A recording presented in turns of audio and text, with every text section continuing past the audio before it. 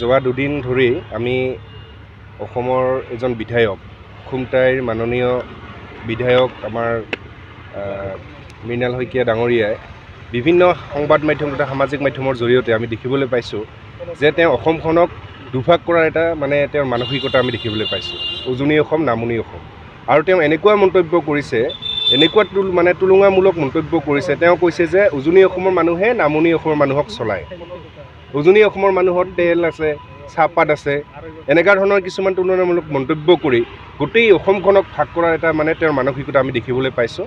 আৰু যিটো লোৱাৰ আসামত তেওঁ কয় যে লোৱাৰ আসামত কি নাই, আমি যদি কওঁ মা কামাখ্যাৰ পৰা আৰম্ভ কৰি আমাৰ বগৰীবাৰী মহামায়া মন্দিৰৰ পৰা আৰম্ভ কৰি প্ৰতিমা পাণ্ডে বৰুৱাৰ আমাৰ এই অসম, আমাৰ এই গোটেই শংকৰ ৰাজানৰ বৰ অসম, আমি সদায় চুকাফা আমাৰ লাচিত বৰফুকন আমাৰ বীৰ চিলাৰায়ৰ কথা কৈ আমি অসমখনক আমি গোটেই ভাৰতবৰ্ষ চিনাকি দিবলৈ চেষ্টা কৰোঁ। সেই সময়ত এজন জনপ্ৰতিনিধিয়ে এনেকুৱা ধৰণৰ তুলনামূলক মন্তব্য কৰি গোটেই অসমখনক ভাগ কৰা তথা নামনি অসমক বা উজনি অসম এনেকুৱা ধৰণৰ এটা ভাগ কৰাৰ যি পৰিকল্পনা সেই আমি তীব্ৰ ভাষাৰে গৰিহণা দিছোঁ।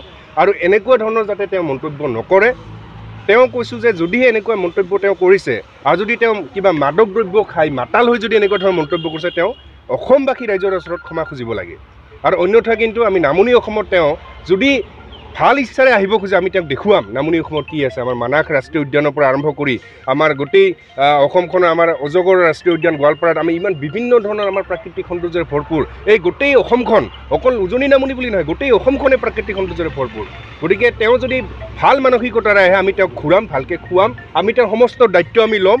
আৰু যদি তেওঁ বেয়া মানসিকতাৰে আহে, তেওঁ যদি অসমখনক ভাগ কৰাৰ যেনেকুৱা ধৰণৰ মানসিকতা আমি দেখিবলৈ পাইছোঁ সেই তেনেকুৱা যদি মানসিকতা লৈ নামনি অসম বা আমাৰ তেওঁ যেনেকুৱা ধৰণৰ চিন্তা কৰে বঙাইগাঁও আমাৰ গোৱালপাৰা এনেকুৱা এই ছাইডত যদি আহে তেতিয়াহ'লে কিন্তু তেওঁ পৰিৱেশত বহুত বাধা হ'ব। আজি এতিয়া গুৱাহাটীখন ক'ত যদি তেওঁ ভাবে, দিছপুৰখন ক'ত, আমাৰ ৰাজধানীখন ক'ত? গতিকে এনেকুৱা ধৰণৰ এটা জনপ্ৰতিনিধিয়ে তুলনামূলক মন্তব্য কৰাটো আমি সদৌ অসম ছাত্ৰ সন্থাই তীব্ৰ ভাষাৰে গৰিহণা জনাইছোঁ। আৰু এটা কথা কৈছোঁ, যদি তেওঁ এই মানসিকতা লৈ আহে তেওঁ ইফালে অহাত আমাৰ গোৱালপাৰাৰ পৰা আমাৰ ধৰি লওক গুৱাহাটীৰ পৰা ইফালে নামনি অসম অহাত বা তেওঁ যদি ভাবে তেনেকুৱা ধৰণে তেতিয়াহ'লে কিন্তু বাধাৰ সন্মুখীন হ'ব।